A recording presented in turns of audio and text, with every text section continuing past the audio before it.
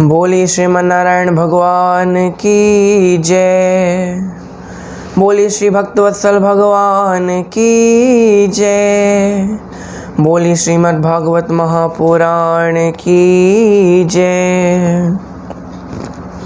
श्रोतागणों, जिस प्रकार पिछले सत्र में हमने भगवान के श्री मोहिनी अवतार के बारे में जाना, श्री समुद्र मंथन के बारे में जाना कि किस प्रकार समुद्र मंथन देवताओं और दानवों ने किया, जिससे कई सारे रत्न निकले। कुछ रत्न देवताओं को प्राप्त हुए, कुछ रत्न असुरों को प्राप्त हुए। यहाँ अमृत के लिए जब देवताओं और असुरों के बीच में एक युद्ध हुआ, तब देवताओं की विजय हो गई, क्योंकि उन्होंने अमृत का पान कर लिया था। असुर अमृत का पान नहीं कर पाए थे। यहाँ पर राजा बलि की मृत्यु हो जाती। राजा बलि की मृत्यु हो गई तो सारी सेना में भगदड़ मच गई। सारी सेना डर के भागने लगी। यहाँ राजा बलि के शव को श्री शुक्राचार्य जी के पास लाया जाता है। शुक्राचार्य जी अपनी मृत संजीवनी नामक विद्या से राजा बलि को दोबारा जीवित कर देते हैं। यहाँ राजा बलि दोबारा जीवित हुए तो अब वो दोबारा स्वर्ग पर चढ़ाई करने के लिए एक यज्ञ कराते हैं।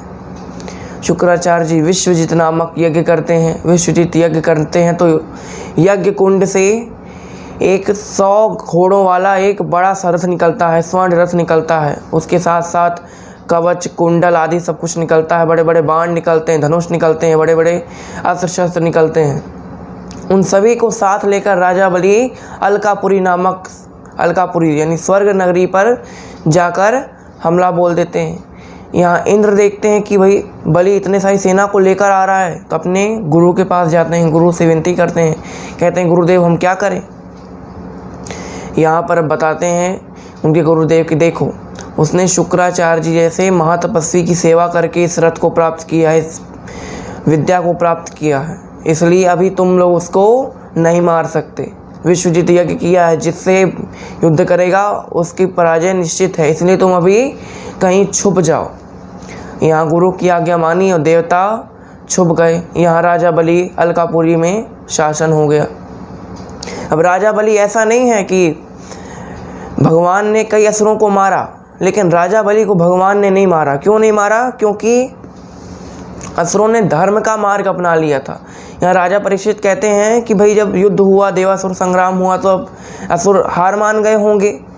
यहाँ सुखदेव मुनि महाराज जी ने कहा नहीं, उन्होंने ऐसा काम किया कि भगवान भी अब उनको नहीं मार सकते। वो धर्म का मार्ग अपना लिया। उन्होंने धर्म का मार्ग अपनाया, पूजा पाठ करने लगे, ब्रह्मचर्य का पालन करने लगे, तपश्चर्या करने लगे, तो भगवान उनको नहीं मार सकते। भाई रावण को भगवान ने मारा, कंस को भगवान ने मारा, हिरण्याकश्यप को मारा, हिरण्याक्ष को मारा। क्यों मारा? क्योंकि उन्होंने अधर्म के मार्ग पर चले। वो राजा बलि को नहीं मारा क्योंकि वो धर्म के मार्ग पर चल रहे थे। यहाँ जब देवताओं से उनका राज छिन जाता है, तो यहाँ देव माता अदिति अपने पति कश्यप मुनि के पास आती हैं। उनसे कहती है, हे प्रभु, मेरे पुत्रों का राज्य उन्हें दोबारा वापस मिलना चाहिए। यहाँ कश्यप मुनि कहते हैं, ठीक है देवी, मैं आपको एक व्रत के बारे में बताता हूँ। पयोव्रत नाम का एक व्रत है। उसको करने से अगर आपने उसको सच्ची निष्ठा से कर लिया, भगवान की सच्ची निष्ठा से पूजा की, तो हो सकता है कि भगवान आपसे प्रसन्न होकर आपकी इच्छा को पूरा कर दें। फागुन मास की शुक्ल पक्ष से प्रतिपदा से लेकर 12वें दिन तक इस व्रत को रखा जाता है। केवल दूध पीकर ही इस व्रत को रहना पड़ता है 12 दिन, और भगवान की पूजा करनी पड़ती है, जिससे भगवान प्रसन्न हो जाते हैं। यही व्रत अदिति माता ने किया। 12वें दिन भगवान प्रकट हुए। कहते हैं, माता बताइए कि आपकी क्या इच्छा है। अदिति माता ने कहा, बस एक ही इच्छा है भगवान, आप तो अंतर्यामी हैं, आप तो सब जानते हैं, आगम निगम भी आपकी महिमा को नहीं बखान सकते, तो मैं क्या मांगूँ। आप तो सब जानते हैं कि मेरे जो पुत्र हैं उनसे उनके राज्य अलकापुरी छिन गई है, आप दोबारा उनकी अलकापुरी उनको मिल जाए, ऐसा कुछ कीजिए। भगवान ने कहा, ठीक है, हम आपके गर्भ से जन्म लेंगे और दोबारा आपके पुत्रों को उनकी अलकापुरी नामक नगरी को लौटा देंगे। यहाँ अदिति माता तो और प्रसन्न हुई, यहाँ नाचने लगे कि भगवान मेरे गर्भ से जन्म लेंगे। यहाँ 9 महीने हो जाते हैं, 9 महीने का गर्भ धारण करती हैं। 9 महीने के बाद भाद्रपद के शुक्ल पक्ष की द्वादशी के दिन साक्षात श्रीमन्नारायण वामन अवतार में जन्म लेते हैं। बोलिए श्रीमन्नारायण भगवान की जय। बोलिए श्री वामन भगवान की जय। बोलिए श्री पयोव्रत नामक व्रत की जय।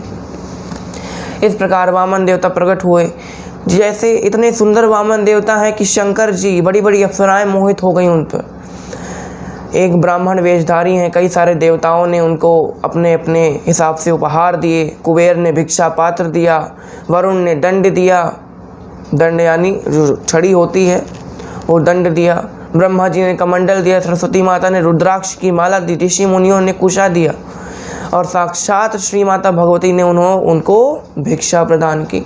ये सब लेने के बाद राजा बलि के यहाँ पहुँचते हैं। राजा बलि अश्वमेध यज्ञ कर रहे थे। 100 अश्वमेध जो कर लेता तो उसको स्वर्ग प्राप्त हो जाता। अब तक तो स्वर्ग था, लेकिन अब तीनों लोग प्राप्त हो जाते, 14 भुवन प्राप्त हो जाते। यहाँ 99 अश्वमेध यज्ञ कर लिया बलि ने। 100वां कर ही रहे थे कि वामन देवता आ गए। सुंदर से बालक का रूप है, जनेऊ धारण किए हुए हैं, नन्हे नन्हे पाँव हैं, नन्हे नन्हे हाथ हैं उनके, छोटे छोटे हाथ, छोटे छोटे पाँव, वृक्षाला हाथ में लिए हुए हैं। बहुत सुंदर रूप है भगवान का। दूर से राजा बलि के द्वारपाल देखते हैं कि कौन आया भाई। देखते हैं कि एक सुंदर से ब्राह्मण वेशधारी एक वामन भगवान आए हुए हैं। उनको देख करके ऐसा लगा जैसे कोई दूसरा सूर्य पृथ्वी पर आ गया हो, इतनी चमक है वामन भगवान के नेत्रों में। किसी अगर तपस्वी को आपको जानना है तो उसके बारे में पूछने की जरूरत नहीं होती, उन कैसी तपस्या की है उन्होंने उससे पता चल जाता है। तो वामन देवता को देख के ही उनको लगा कि अरे ये बड़े पहुँचे हुए साधु लगते हैं। राजा बलि के पास जाते हैं, राजा बलि से बताते हैं कि भाई आपके दरवाजे पर एक साधु महात्मा आए हैं। अब राजा बलि जब यज्ञ किया करते थे तो यज्ञ से पहले दान आदि करते थे। यहाँ दान आदि किया, अब यज्ञ करने बैठे कि वामन भगवान आए। यहाँ शुक्राचार्य जी ने कहा नहीं, अब बहुत दान पुण्य हो गया, अब यज्ञ का समय व्यतीत हो रहा। राजा बलि ने कहा नहीं, अभी आखिरी बार इसको दान दे दूँ फिर यज्ञ करूँगा। यहाँ वामन भगवान को बुलाया गया है अंदर। यहाँ वामन भगवान की बहुत अच्छी पूजा अर्चना की बलि ने। बलि ने ऐसा देखा जैसे बलि ने उनको लगा कि साक्षात भगवान प्रकट हो गए हों, ऐसा लगा साक्षात सूर्य नारायण भगवान अपनी किरणों को लेकर प्रकट हो गए। इतना सुंदर रूप भगवान का, इतना मनोरम रूप है। यहाँ वामन भगवान का पूजा आदि सत्कार किया। अब राजा बलि ने कहा कि मैं यज्ञ करता हूँ तो सबको कुछ ना कुछ देता हूँ जो भी मेरे द्वार पर आता है, तो आप मांगिए भगवान आपको क्या चाहिए। भगवान ने कहा हमको कुछ नहीं चाहिए, हम तो बड़े संतोषी ब्राह्मण हैं। हमने सुना कि राजा बलि ने अश्वमेध यज्ञ करने की निश्चय किया है, इसलिए आपके दर्शन करने के लिए आ गए। राजा बलि ने कहा नहीं, मेरे द्वार पर जो आता है उसको कुछ ना कुछ तो मैं देता ही हूँ, क्योंकि अगर मेरे द्वार पर कोई आया है और अगर वो कुछ लेकर ना जाए तो मेरी तो निंदा होगी जगत में। भगवान ने कहा अच्छा तो तुम हमको हमारे पाँव के बराबर 3 पग भूमि दे दो। बलि ने कहा 3 पग भूमि क्यों मांग रहे हैं भगवान। भगवान ने कहा देखो राजन, मैं जहाँ पर तपस्या करने बैठता हूँ, जहाँ भगवान का ध्यान करता हूँ, जहाँ भोजन करता हूँ, किसी की भूमि पर अगर बैठ जाता हूँ तो उसे लगता है कि मैं उसकी भूमि हड़प लूँगा। इसलिए मैं चाहता हूँ कि तुम मेरे बराबर, मैं वैसे ही 2.5 फुट का हूँ और उससे ज़्यादा ही मांग रहा हूँ थोड़ी, तो तुम मेरे को 3 पग भूमि मेरे पग के हिसाब से, पदाममः मेरे पगों के हिसाब से 3 पग भूमि दे दो। राजा बलि ने कहा भगवान ये क्या मांग रहे हो आप, ऐसे ब्राह्मण तो हमने कभी ना देखे। कुछ ऐसा मांगो कि हमको देने में भी मज़ा आए और तुमको लेने में भी मज़ा आए। भगवान ने कहा हम क्या करेंगे भैया इससे ज़्यादा लेके, हमारे आसपास ना कोई पत्नी है, न बच्चे हैं, न परिवार है, न धन है, न दौलत है, कुछ नहीं है, तो क्या करेंगे इतनी धन लेके, इतनी भूमि लेके। तो यहाँ राजा बलि ने कहा पत्नी कमी है, हमारे यहाँ तो कई सारी स्त्रियाँ हैं, आपका विवाह करा देते हैं। अच्छा, वामन भगवान ने कहा अच्छा विवाह करा दो तो रहेंगे कहाँ पे। राजा बलि ने कहा आपके लिए बड़ा सा महल बना देंगे, इतना सुंदर महल बनाएंगे, बड़े बड़े कमरे बनाएंगे, आपकी 100 पत्नियाँ आ जाएं ऐसे। अच्छा, वामन भगवान ने कहा अच्छा चलो महल बना दोगे, खाने पीने के लिए कहाँ से लाऊंगा पत्नी के लिए। कहा वो सब मेरी जिम्मेदारी, वो सब खाना पीना वो सब मैं देखूँगा। वामन भगवान ने कहा अच्छा चलो अब पत्नी आएगी तो बच्चे होंगे 10-12 बच्चे होंगे तो उनकी शिक्षा आदि का क्या करेंगे। बलि ने कहा वो सब मेरी जिम्मेदारी, आपके बच्चों के लिए अलग से गुरुकुल खुलवा दिए जाएंगे, आपके जीवन पर्यंत जो जो आवश्यकताएं हैं वो सब मैं पूरी करूँगा। और भगवान ने कहा अच्छा चलो मान लो तब बच्चे हुए, बच्चों में से कोई 1-2 मर गए, उनके रोने के लिए कहाँ से पाऊँ। बलि ने कहा भगवान ये ज़्यादा हो रहा है, अब रोना तो आप ही को पड़ेगा ना, आप कोई दूसरे को थोड़ी ना बुलाएंगे कि ब्राह्मण देवता के बच्चे मर गए आओ रोना तो आपको पड़ेगा। तो यहाँ भगवान ने कहा कि जिसके लिए मुझे रोना है ऐसी चीज़ मैं क्यों लूँ, मैं इतने में संतुष्ट हूँ, मैं बड़ा संतोषी ब्राह्मण हूँ, मेरे को 3 पग भूमि चाहिए। यहाँ राजा बलि ने कहा चलो ठीक है भगवान, आपकी जैसी इच्छा, 3 पग भूमि आप बता दो, मेरे पूरे राज्य पूरी पृथ्वी मेरी है, जहाँ आप पाँव रख दो वहाँ से बता दो, वहाँ से 3 पग भूमि आपको दे दी जाएगी। यहाँ भगवान ने कहा रुको, लेकिन ऐसे नहीं, तुम पहले संकल्प लो कि 3 पग भूमि लोगे। राजा बलि ने कहा 3 पग भूमि में क्या संकल्प लेना है, वो तो मैं ऐसे दे दूंगा। बोले नहीं नहीं, हम संकल्प लेकर ही मानेंगे। राजा बलि ने कहा चलो ठीक है। राजा बलि ने कहा अपनी पत्नी विंध्यावली से कि जाओ कमंडल लेकर आओ, अब संकल्प लेना है।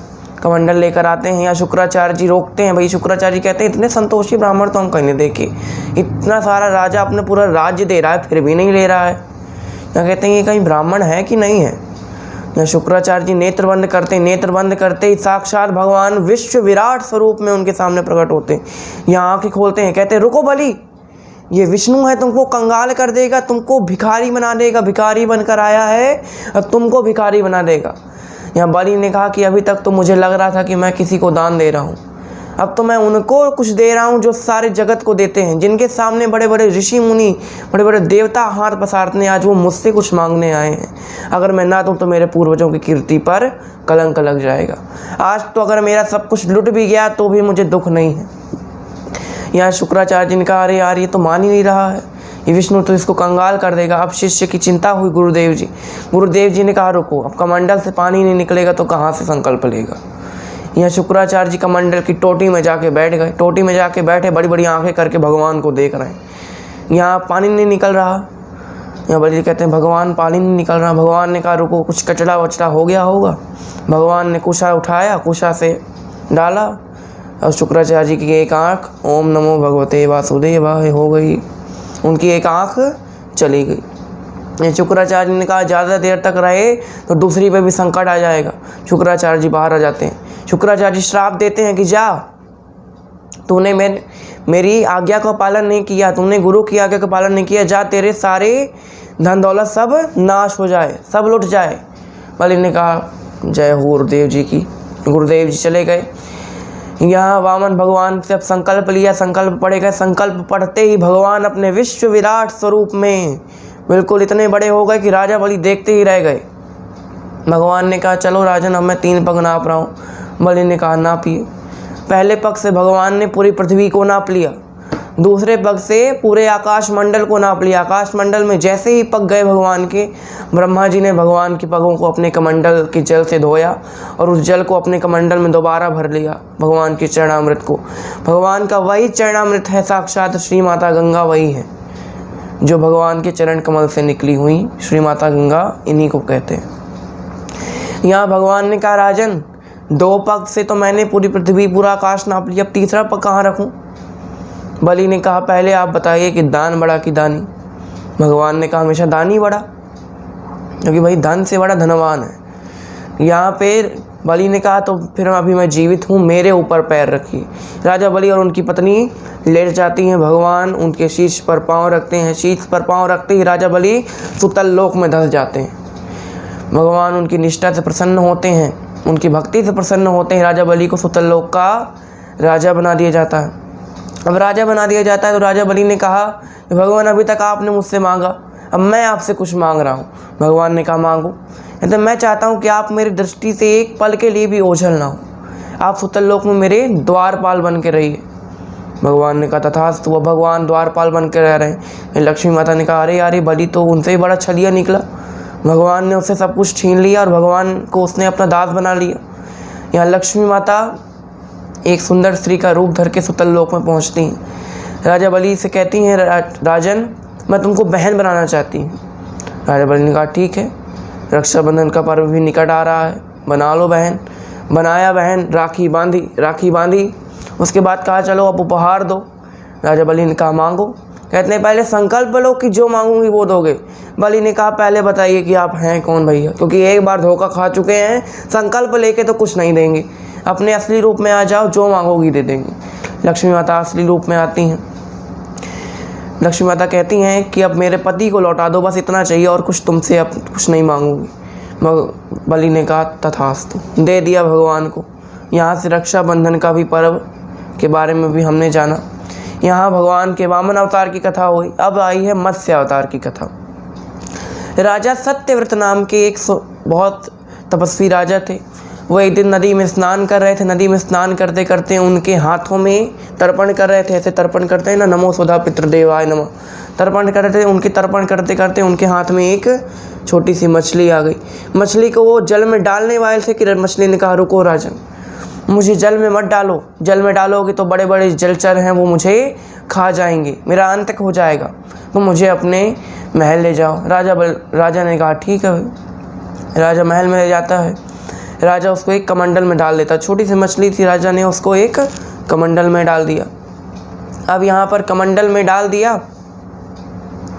अब वो कमंडल में रातों रात वो मछली कमंडल से बड़ी हो गई। मछली ने चिल्लाया, राजन ये पात्र मेरे छोटा बढ़ रहा है, कुछ बड़ा लाओ। राजा ने भाई इतना बड़ा मटका मंगाया, मटका में मछली को डाल दिया। मछली को मटके में डाला, मटके में बढ़ गई 4 कोस और बड़ी। उसने कहा कि मैं मटके में भी नहीं समा रही हूँ, मुझे और बड़ा स्थान चाहिए।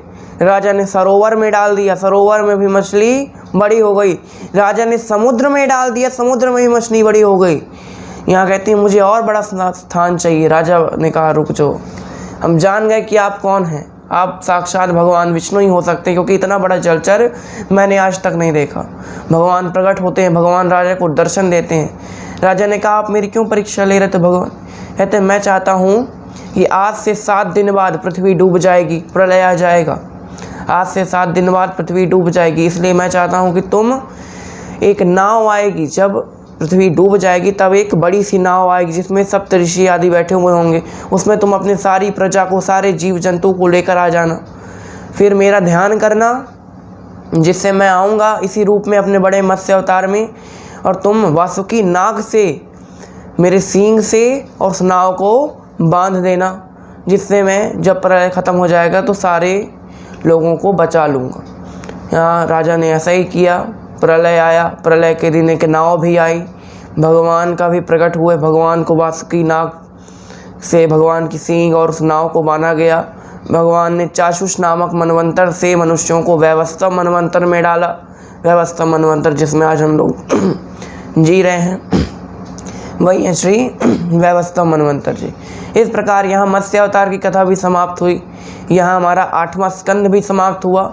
अब आगे चलेंगे तो इक्ष्वाकु वंशियों की कथा जानेंगे, भगवान के राम जी के पूर्वजों की कथा जानेंगे। आज के लिए बस इतना ही। धन्यवाद। जय श्री राम। लेकिन जाते जाते हमारे चैनल को सब्सक्राइब करें एवं बेल आइकन को अवश्य दबाएं, जिससे आपको हमारे नई नोटिफिकेशंस मिलती रहें। धन्यवाद। श्री भागवत भगवान की है आरती, पापियों को पाप से है तारती। भागवत भगवान की है आरती, पापियों को पाप से है तारती। पापियों को पाप से है तारती।